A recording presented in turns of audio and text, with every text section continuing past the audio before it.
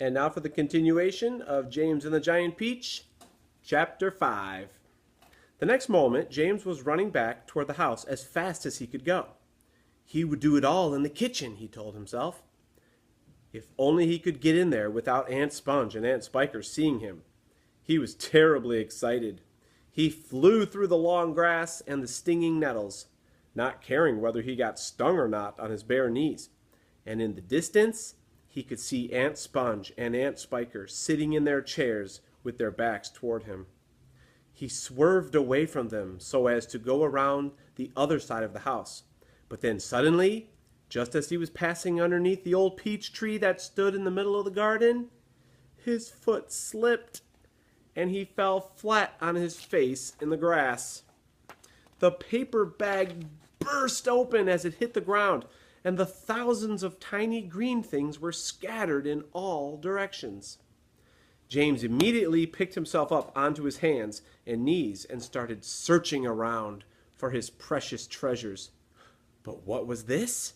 They were all sinking into the soil. He could actually see them wiggling and twisting as they burrowed their way downward into the hard earth. And at once, he reached out a hand to pick some of them up before it was too late, but they disappeared right under his fingers. He went after some others, and the same thing happened.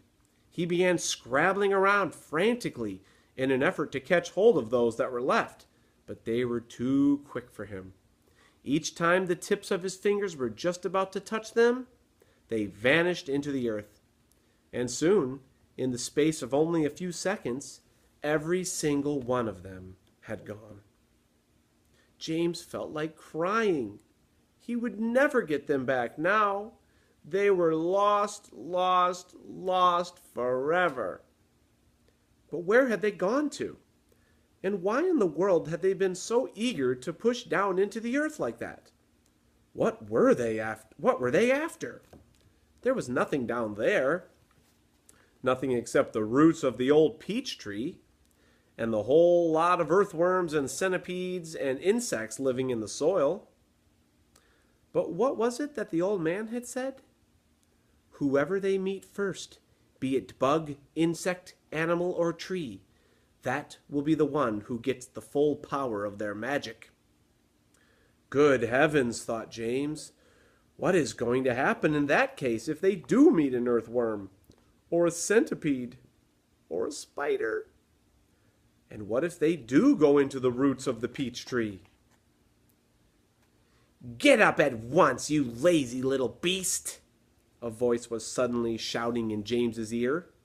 James glanced up and saw Aunt Spiker standing over him, grim and tall and bony, glaring at him through her steel-rimmed spectacles. Get back over there immediately and finish chopping up those logs, she ordered.